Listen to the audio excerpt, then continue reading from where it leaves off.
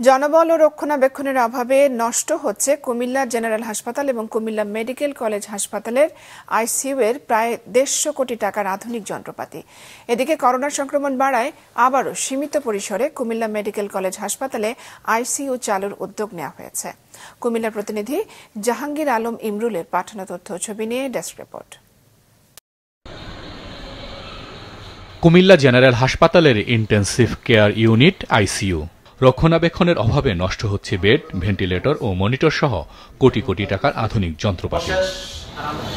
প্রায় একই অবস্থা কুমিল্লা মেডিকেল কলেজ হাসপাতালের আইসিইউ। করোনার সময় 2020 সালে 30 শয্যা করে 60 শয্যার দুটি ইউনিট চালু করে হাসপাতাল দুটি, কিন্তু কয়েক বছরের ব্যবধানে এসব আইসিইউ বেহাল।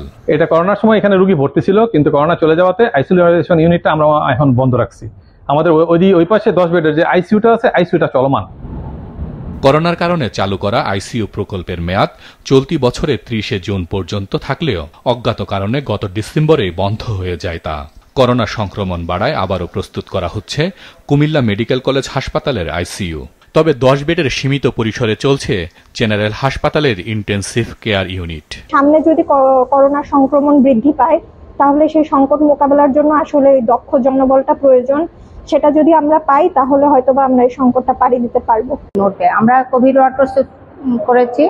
আমাদের 51টা জেনারেল বেড আর 10 বেড কোভিড ডেডিকেটেড আইসিইউ আমরা প্রস্তুত করছি। এটা আইসিইউটা 2-1 দিনের মধ্যেই, এই সপ্তাহের মধ্যেই প্রস্তুত হয়ে যাবে। স্বাস্থ্য অধিদপ্তর থেকে হাসপাতাল দুটির আইসিইউতে জনবল শূন্য দেখালেও স্বপ্রণোদিত হয়ে এখনো দায়িত্ব পালন করছেন কয়েকজন। এগুলো আসলে রক্ষণাবেক্ষণ না করলে এগুলো নষ্ট হয়ে যাবে।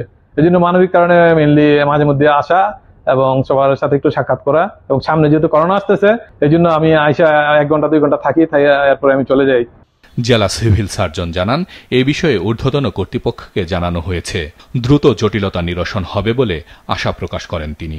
আমরা ঊর্ধ্বতন কর্তৃপক্ষের কাছে লিখেছিলাম যে প্রজেক্ট এক্সটেনশন করা হোক।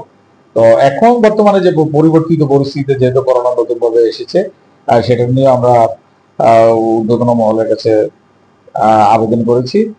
তারা আশা করি ইনশাআল্লাহ বিষয়টা ইতিবাচক সিদ্ধান্ত নেবেন।